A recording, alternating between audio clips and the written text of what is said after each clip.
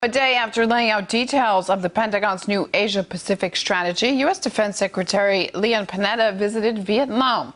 On Saturday, he said the majority of America's warships will be deployed in the area by 2020.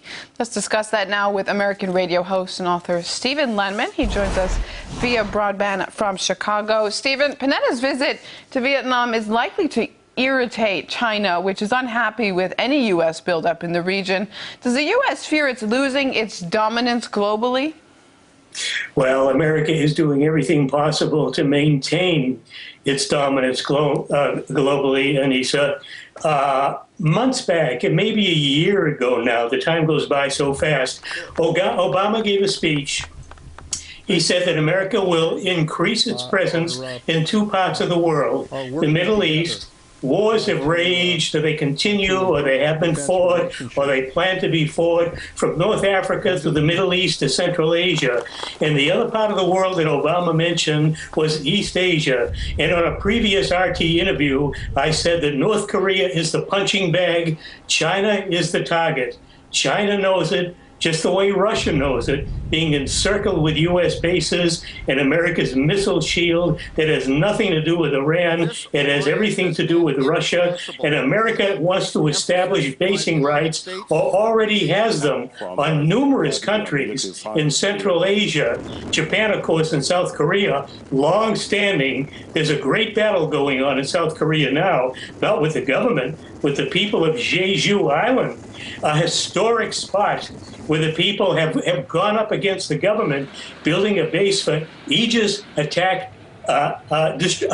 destroyers or cruisers, attack ships with nuclear weapons. China knows this. China believes that the South China Sea is its waters. America wants to come in and usurp them. And I'll let you jump in, Anissa, but just imagine, what if China or Russia or any other country wanted its fleet off America's east or west coast? For the Congress, that would probably be an act of war. Well, I wanted to jump in and mention, of course, that it's very clear that the U.S. is trying to ally itself with other countries there in terms of trying to enforce those countries' maritime rights. Like you said, China, Beijing largely claims a lot of that area there. How risky is it for those nations to side with the U.S. and possibly lose China as a key ally? It's amazing. It really is amazing. I've said on air with another guest, who in my own program, a Japanese expert, that wouldn't it be wonderful, speaking of Japan, wouldn't it be wonderful one day if Japan one day grew up and stopped acting like a child? It's been since World War II, since 1945. America has had basing rights there ever since. It practically dictates Japanese policy. It's the same in South Korea. Why don't these countries grow up and act like adults instead of children? But look at Vietnam. Panetta shows up at Cam Ranh Bay. For 37 years ago, America left a humiliating exit from the rooftop of the Saigon Embassy in April 1975. They decimated the country. The people of Vietnam still suffer from that war, and the Vietnamese want to cooperate with America. It's shocking, but it looks like they'll do it. Singapore, Australia, South Korea, the Philippines, Taiwan, it goes on and on. These countries are allying with America.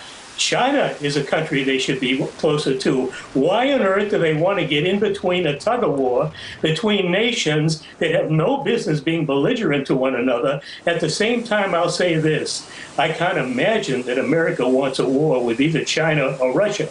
But there have been very extremist people in America over the years, going back since the end of World War II. And I still remember Curtis LeMay 4 or 5 decades ago advocating bombing, nuking Russia, even at the expense of losing 3 or 4 big U.S. cities. He called it a price worth paying. Thankfully, we had leaders around like Jack Kennedy who wanted nothing to do with lunatics like this. I'm not so sure America has leaders like that today.